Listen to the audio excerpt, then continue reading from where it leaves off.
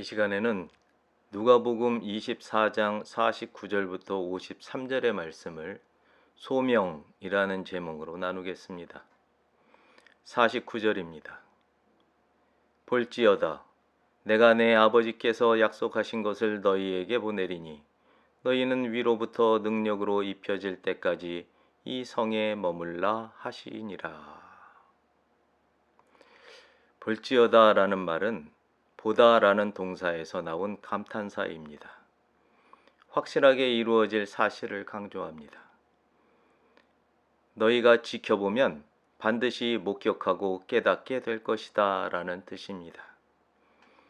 예수님은 하나님의 약속에 따라 동정녀를 통해 오셨습니다. 세번역 성경 이사야서 7장 14절 말씀입니다. 그러므로 주님께서 친히 다윗 왕실의 한 징조를 주실 것입니다. 보십시오.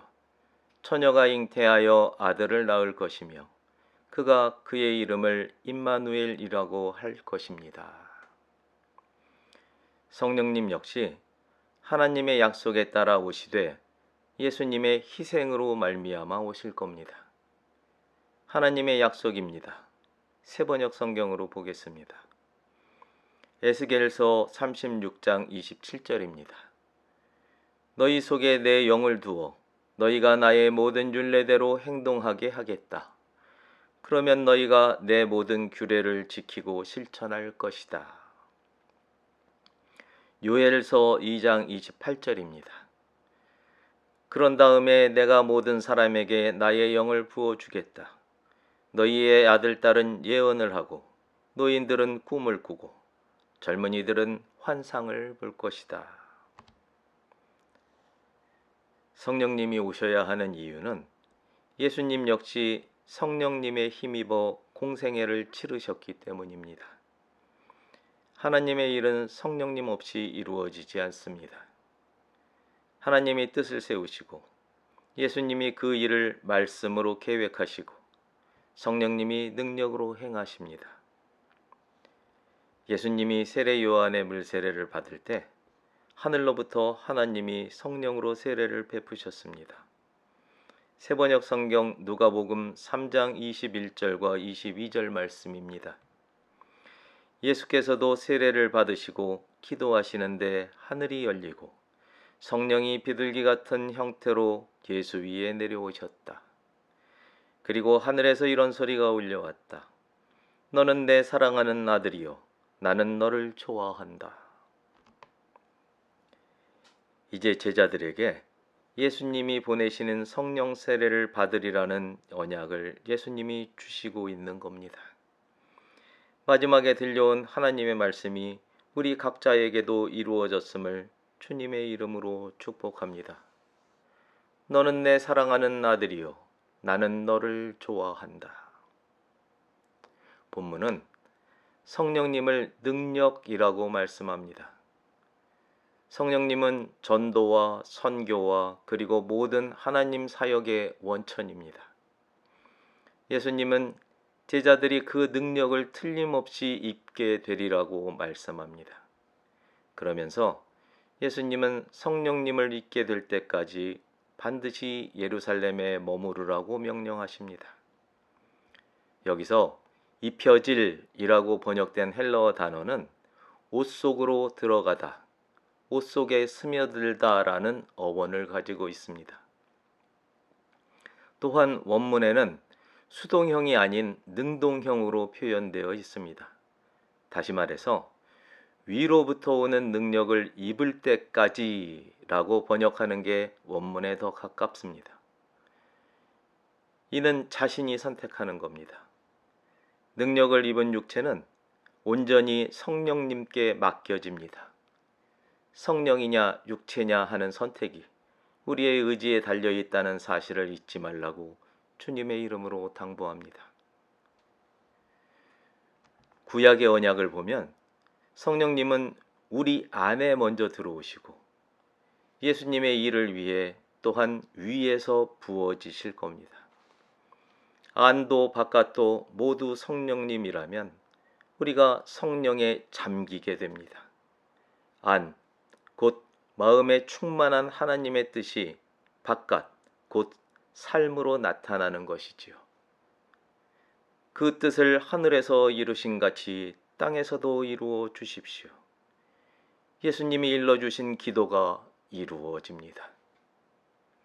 한 가지 눈여겨볼 표현이 있습니다. 보내리니라는 동사의 시제가 현재형이라는 점입니다. 따라서 본문 내용은 현재 시점에서도 유효하다는 의미가 됩니다. 우리의 예루살렘은 우리가 예수를 아는 게 아닌 예수에 대해 아는 시공간일 수 있습니다. 우리가 예수님을 위해 그리고 하나님을 위해 무엇을 할 수 있다는 생각은 그 자체가 자기 소유를 지닌 채로 제자의 삶을 살아가겠다는 것과 같습니다. 이런 제자의 삶은 거짓입니다. 세번역 성경 요한복음 20장 21절과 22절 말씀입니다. 예수께서 다시 그들에게 말씀하셨다. 너희에게 평화가 있기를 빈다. 아버지께서 나를 보내신 것 같이 나도 너희를 보낸다. 이렇게 말씀하신 다음에 그들에게 숨을 불어넣으시고 말씀하셨다. 성령을 받아라. 이 말씀은 항상 현재형입니다. 위로부터 오는 능력을 입을 때 또한 항상 현재형입니다.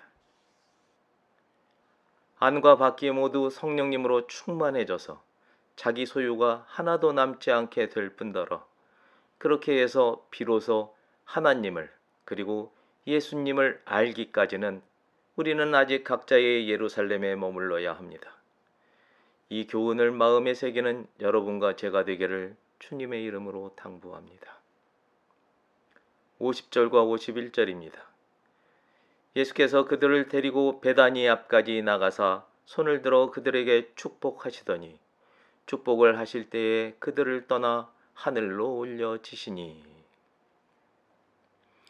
50절에 나오는 베다니라는 곳은 나병 환자 시몬과 예수님이 죽은 지 4일째에 무덤에서 살리신 나사로가 살던 곳입니다. 성경은 하나님 말씀에 무감각해진 상태를 나병 환자의 비유하곤 합니다. 하나님께 대해 죽은 상태를 말합니다. 하지만 죽어 무덤에 눕힌 지 4일째가 되어 냄새날 정도가 되었더라도 예수님 말씀에 순종하면 무덤에서 걸어놓아 살 수 있습니다. 사람에게 있어 믿음이란 하나님께 순종으로 반응하는 행위입니다. 그래서 믿음보다는 충성이라는 말이 마음에 더 가깝게 와 닿습니다.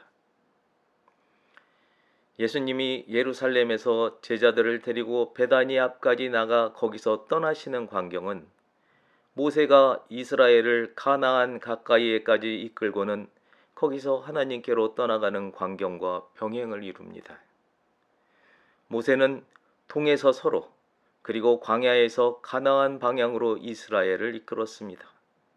반면에 예수님은 서에서 동으로 그리고 예루살렘에서 광야 방향으로 제자들을 이끄십니다. 이스라엘이 광야에서 가나안으로 들어왔던 것과는 정반대로 제자들은 예루살렘을 떠나 이방을 향해 광야로 나가게 될 것을 예고합니다. 예수님이 죽은 나사로를 무덤에서 살려내서 풀어놓아 다니게 한 것처럼 제자들을 회개와 부활을 통해 죽음에서 살려내서 복의 전도자로 땅끝까지 갈아시며 손을 들어 축복하십니다.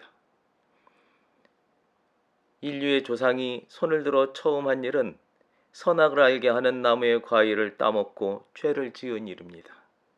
하지만 예수님은 손을 들어 제자들을 축복하심으로써 인류가 유전해온 죄로부터 인류를 구해내리라고 언약하시는 겁니다.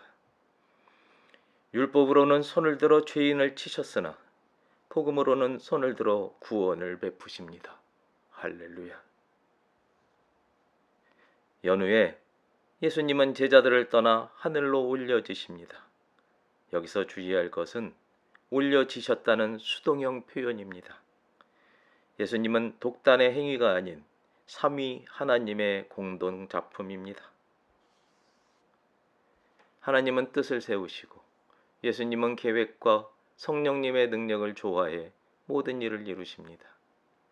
하나님께 순종하는 여러분과 제가 되기를 주님의 이름으로 축복합니다. 52절과 53절입니다.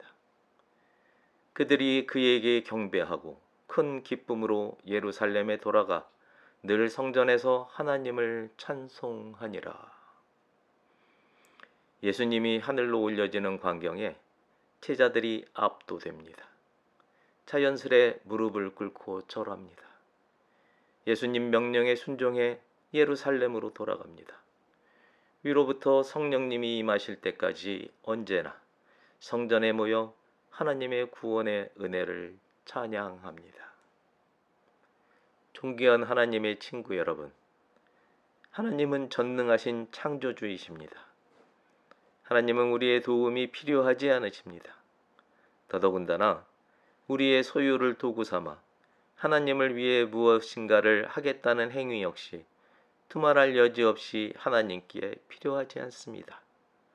오직 우리 안에 새겨진 대로 예수님이 성령님의 의지에 순종으로 살아가신 삶의 길을 따르며 위로부터 우리 각자에게 베풀어지는 오직 성령의 능력을 입은 소명자로서 하나님의 뜻을 이 땅 위에 이루어 나가는 여러분과 제가 되기를 예수 그리스도의 이름으로 축복합니다.